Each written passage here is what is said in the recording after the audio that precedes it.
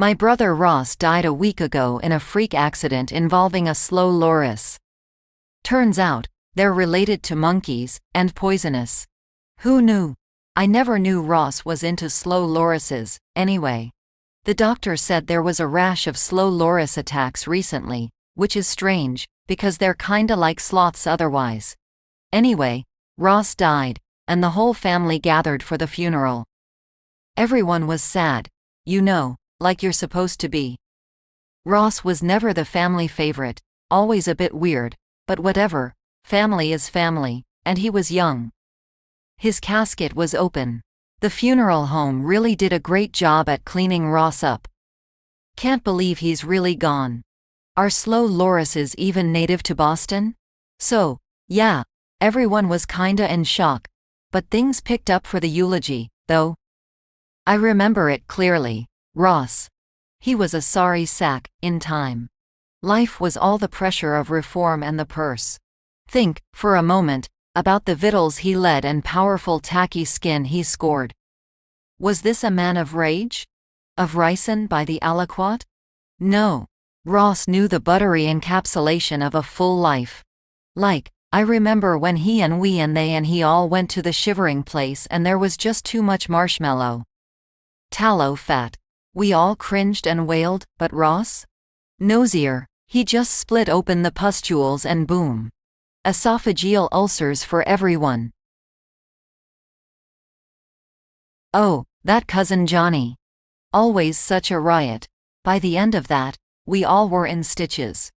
After a speech like that, I could barely keep a straight face as I walked up to the casket, took the knife, slashed my wrist and bled for Ross.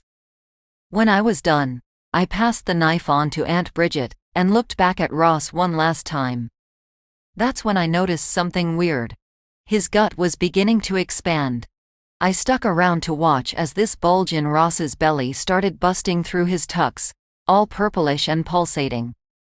In the middle of Uncle Earl's turn to bleed, that growth ruptured, spraying Earl and me and Fr. O'Reilly and Johnny in a real pale concoction that was like half blood, half pus. Did you know that the spleen is the home of up to half of all the lymphocytes in the body? I didn't. Still don't. Not sure why I said that. Anyway, Ross's spleen ruptured and sprayed us all. A couple of tentacles emerged from Ross's spleen and started grabbing at the metal hinges on the casket and the knife. Steel, iron. The tentacles were grabbing anything made of iron and started turning them into tin cans. Ross, from the casket, still dead, apparently, said, "Always recycle your iron."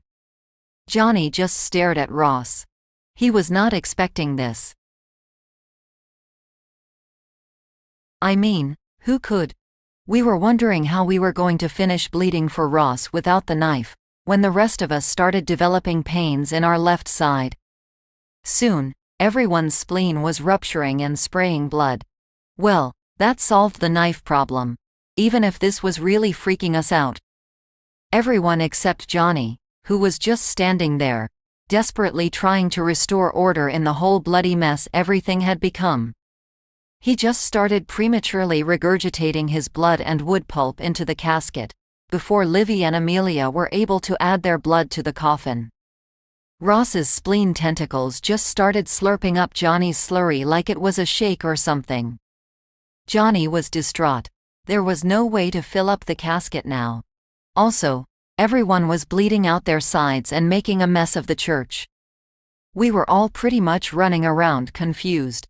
So, I guess that's why no one noticed when this bloody human in a hot London suit and spats rose out of Ross's abdominal cavity. Stepping out of the corpse, the party crasher wiped the blood from his face and dude, it was that guy from all the shows. You know, that guy. We just had a TV star crash Ross's funeral. He called out, "Smile and laugh." He reached over to the tabernacle and opened it up to reveal a hidden camera. Then, he went over to Aunt Maureen, stuck a finger up her nose and pulled out another camera. Oh my God, we were on a prank show all this time. That's what was going on. We all started laughing. This was way over the top, And you know Ross would have wanted it this way. Well, Cousin Johnny wasn't laughing. He was just perplexed. He always did have a weird sense of humor, Johnny. He just emitted a loud chittering and left the stage, church. The announcer closed with, spleens.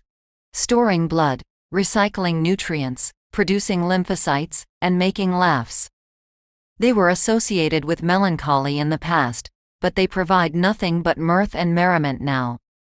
Is there anything that this oft-neglected organ can't do for us? We hope you enjoyed a good deep belly laugh and had a chance to vent your spleen. Vent your laugh. Come laugh with us. And remember, laugh is fun. I had forgotten how fun funerals are. We should have them more often. This content is Creative Commons. Relevant attribution can be found in the description.